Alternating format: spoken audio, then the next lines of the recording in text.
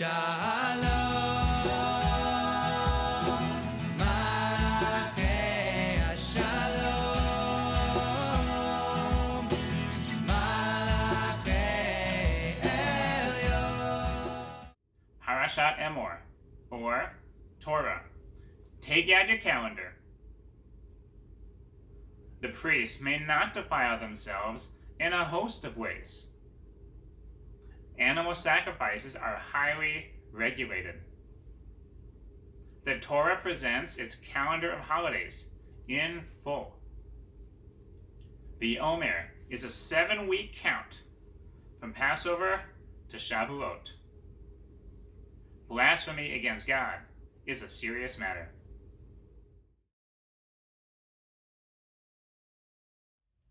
The holiday of Shavuot stands out for a few reasons.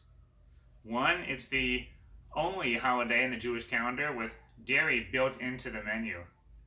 And two, it's the only Torah holiday given without a date.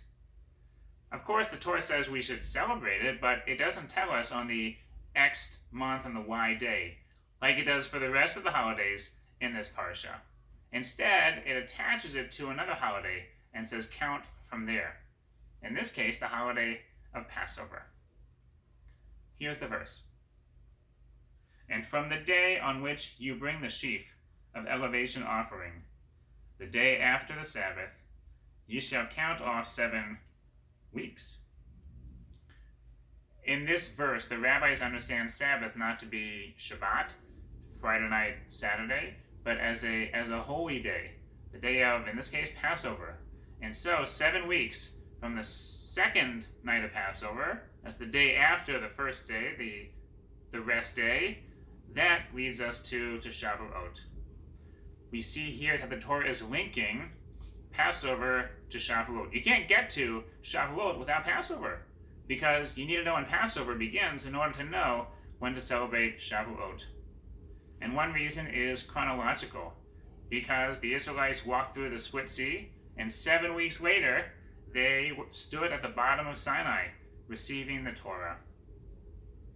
And the other is thematic. Passover, of course, is a holiday of freedom. But we see here that it's only the first part. Shavuot is also the holiday of freedom. They're bookends the same process of freedom. Because on Passover, the Jews were liberated physically. But if that had been all that happened, there would have been anarchy, chaos. It's only with a constitution, with a common set of values, norms, culture, that a society can rally together.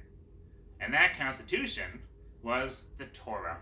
So receiving the Torah 7 weeks later was also an essential part of becoming free. And when we count the Omer every day for those 7 weeks, we realize that freedom doesn't happen in a moment. Even if you cross the Red Sea.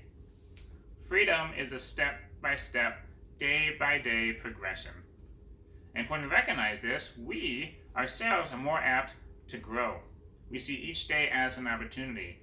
We see becoming someone new and different and better as not as insurmountable, but as something I can do a little bit better today, and then a little better tomorrow. Passover and Shavuot together are the holiday of freedom. And having the 7-week Omer counting process reminds us that freedom itself, like growth, is a process.